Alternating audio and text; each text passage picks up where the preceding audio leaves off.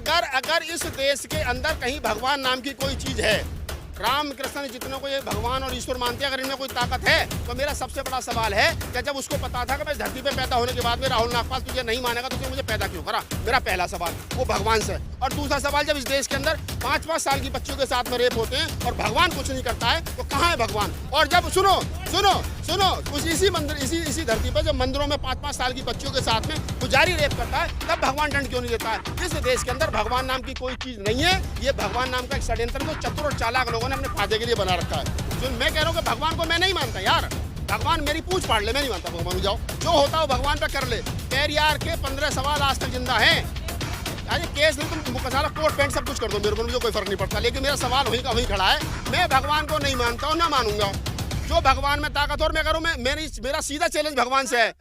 नहीं, मेरा सीधा चैलेंज भगवान से है। और मैं ये कह रहा हूँ कि भगवान में ये मेरे और भगवान के बीच का झगड़ा है, तीसरे आदमी को बोलने की जरूरत नहीं। मैं भगवान से झगड़ूं, भगवान को गाली दूं, भगवान को लठ मारूं, भगवान का सर फोड़ूं, भगवान की मूर्ति तोड़ूं, भगवान मेरा बिगाड़ेगा, मैं भगवान का बिगाड़ूंगा।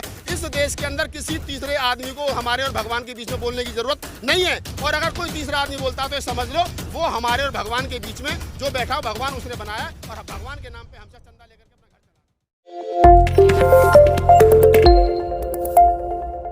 सुधीर चौधरी अपने शो में ये कह रहे हैं कि बाबा साहब ने जो संविधान लिखा है वो कॉपी है, तो प्रूफ करें इस चीज को।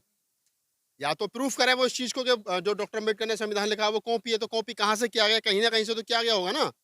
अगर कॉपी है तो वो प्रूफ करे, और अगर प्रूफ नहीं कर सकता है तो माफी मांगे। दो काम में से एक काम करें। ये जितने घूम रहे हैं ना, ये चोटी वाले पत्रकार जितने घूम रहे हैं, इनका टाइम चल रहा है खराब। मुझे खतरा इस बात का है, किसी दिन एक ग्राउंड रिपोर्टिंग करने जाए, पब्लिक ने दौड़ाए ना, क्योंकि इन्होंने अति कर दी। और भी ये कह रहे हैं कि बाबा साहब मूर्ति के खिलाफ कर उनके अनुयायी बाबा साहब की मूर्ति बनाए जा रहे हैं। तो बाबा साहब की मूर्ति हम कहाँ बना रहे हैं? हमने तो बाद में बनानी शुरू करी, पहले तो सरकार ने बनानी शुरू करी।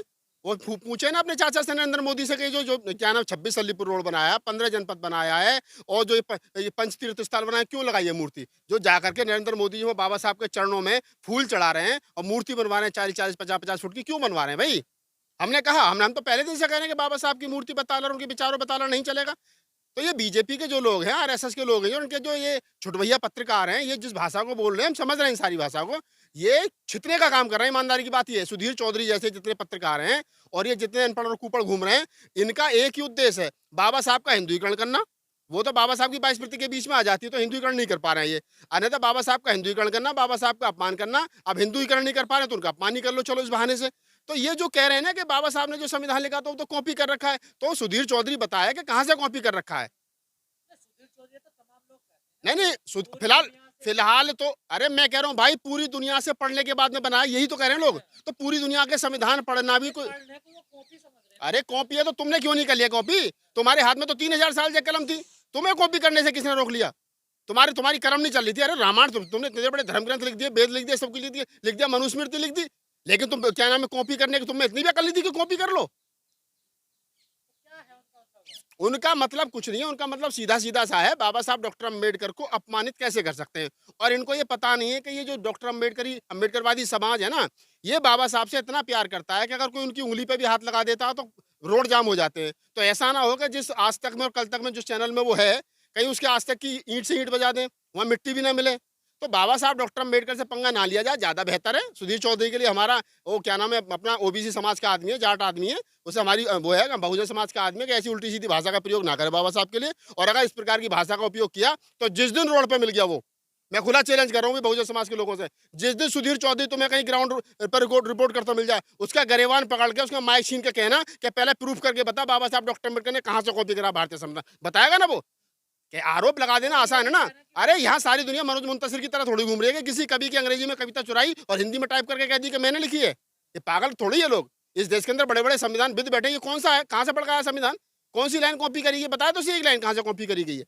और ये भी कह रहे हैं कि बाबा साहब ने संविधान बना दिया तो वो फिर आंदोलन के पक्ष में नहीं थे और रोज आंदोलन। जब संविधान आप सही तरीके से लागू नहीं करोगे, संविधान के विरोध में काम करोगे, मनुस्मृति को इस देश के ऊपर लागू करना चाहोगे, हिंदू राष्ट्र बनाना चाहोगे इस देश के, जबकि संविधान ये कहता है कि संवैधानिक सोच को डेवलप होनी चाहिए। यहाँ तुम आए दिन कभी धीरेन्द्र शास्त्री, कभी राम रहीम, कभी कोई, हर 2 साल के बाद में तुम नया महात्मा, नया बाबा ला करके अंधविश्वास फैला रहे हो। तो लोग आंदोलन नहीं करेंगे तो क्या करेंगे? अपने अधिकार मांगने के लिए अगर आपको लोगों को आंदोलन करना पड़ेगा तो लोग आंदोलन करेंगे, और एक बार नहीं 100 बार करेंगे। आप एनआरसी जबरदस्ती थोप रहे हो, आप SC/ST एट्रोसिटी एक्ट को जबरदस्ती खत्म करो तो लोग आंदोलन नहीं करेंगे। बाबा साहब डॉक्टर अम्बेडकर ने ये कहा था कि अब हमारे पास में अपना संविधान है, अब हमें आंदोलन करने की जरूरत नहीं है। लेकिन अगर तुम आंदोलन का सही गलत आंदोलन को ये समझ रहे हो कि संविधान को तुम लागू नहीं करोगे, लोग आंदोलन भी ना करें, बोले भी ना, तो इसका मतलब तुम तो ये करना चाह रहे हो कि लोग आप पिटाई भी करो और लोग चीखे भी ना। तो ये कौन सा तरीका है भाई? हो क्या रहा, कोई कह रहा संविधान कॉपी किया है, कोई कह रहा है कि रामचरितमानस को राष्ट्रीय धर्म घोषित कर देना चाहिए। ये सब पागलों की टीम हो रही है। जो इस प्रकार की भाषा का इस्तेमाल कर रहा है उसे पकड़ो और कुत्तों वाली वैन में डालो और पागल खाने ले जाओ, ठीक है, और वहां ले जाकर उसे एडमिट करो। पागल है, चमत्कारी है। ये पागल है सबके सब, कोई चमत्कारी नहीं है। एक वो लड़की नहीं देखी आजकल जो साहसा टीवी बड़ी छा रही है, जो क्या नाम वो बताती है, सुहानी साहा। मैं तो कह रहा हूँ कि एक मुकाबला करा दो, पैसा हम खर्च करेंगे, रामलीला मैदान बुक करो, उसमें टेंट लगाओ, उसमें एक तरफ सुहानी साहा होनी चाहिए और एक तरफ धीरेन्द्र शास्त्री, इन दोनों का मुकाबला कराओ, पता चल जाएगा दूध का दूध और पानी का पानी। सुहानी साहा जो है वो कह रही है कि नहीं ये कला है, वो कह रहे नहीं चमत्कार है, तो पता चल जाएगा चमत्कार है या कला है, क्या है। आप भी यूपी से आते हैं, माननीय सीएम योगी जी कह रहे हैं कि सनातन धर्म जो है वो राष्ट्रीय धर्म है। योगी जी के घर का धर्म है ना भाई, मेरे घर में मेरा धर्म राष्ट्रीय धर्म कौन सा सनातन है, तो उनके घर का धर्म होगा, देश का धर्म थोड़ी है।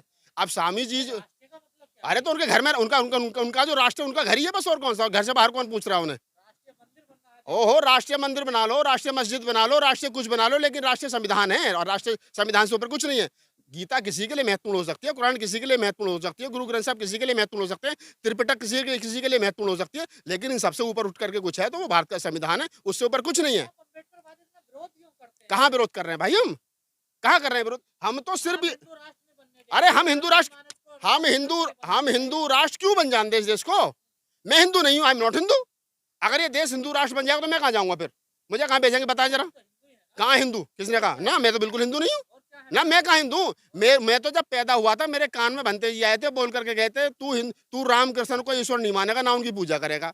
वो दूसरी बोल करके गए थे कि तू ब्रह्मा विष्णु ईश्वर को ईश्वर नहीं मानेगा ना उनकी पूजा करेगा। तीसरी बात मेरे कान में बोली थी भंते जी ने, बौद्ध भिक्षु ने, क्या तू कोई भी काम कर्मकांड ब्राह्मणों के हाथों से नहीं कराएगा और ना कभी मंदिर जाएगा। तो मैं हिंदू कहाँ रह गया जब मेरे सब कान में डाल दिया मैं बुद्धिस्ट हूँ? हिंदू भी तो विष्णु के अवतार थे जिसमें कौन कह रहा है? कहाँ लिख रहा है? राम सब लोग अरे कहने को छोड़ो, लिख कहाँ रहा है? इनके कौन से धर्म ग्रंथ में लिख रहा है?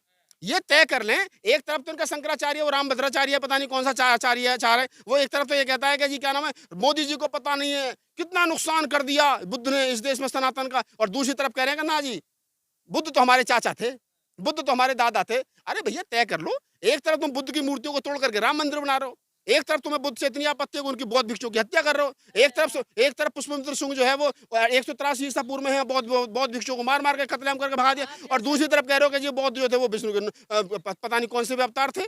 तो ये जो टीम इकट्ठी हो रही है ना, ये बुद्ध के बिना इनका गुजारा नहीं है। अगर बुद्ध को अपना नहीं बताएंगे तो विदेशों से भीख मिलनी बंद हो जाएगी इनको। विदेशों में बुद्ध के खिलाफ जो है इन्होंने मोह दिखा रखा है और भारत में बुद्ध के खिलाफ युद्ध छिड़ रखा है। तो इस बात को समझना पड़ेगा। बुद्ध जो है, ये 2-3 महापुरुष हैं जिनके गले की हड्डी बनी हुई है, बुद्ध, कबीर और डॉक्टर अंबेडकर। ये 3 इस धरती पे ऐसे महापुरुष पैदा हुए हैं जो हिंदूवाद के रीढ़ की हड्डी, गले की हड्डी बने हुए हैं, जो ना निगले बन रहे हैं, जो ना उगले बन रहे हैं। अरे आप जैसे लोग समाज में दरार डाल रहे हैं ना, नहीं, हम तो लोग बांट रहे हैं। अगर लोगों को ये लग रहा है कि हमारे जैसे लोग समाज में दरार डाल रहे हैं तो हाँ ठीक है, डाल रहे हैं। तुम्हारे लिए दरार है तो तुम्हारे लिए दरार होगी, लेकिन मेरे लिए संविधान को बचाने की लड़ाई है, लोकतंत्र को बचाने की लड़ाई है, मानवता, समता, भाईचारे को बचाने की लड़ाई है। हिंदू धर्म में बुराई क्या है? अच्छाई क्या है? कुछ अच्छा है? एक अच्छाई बताओ।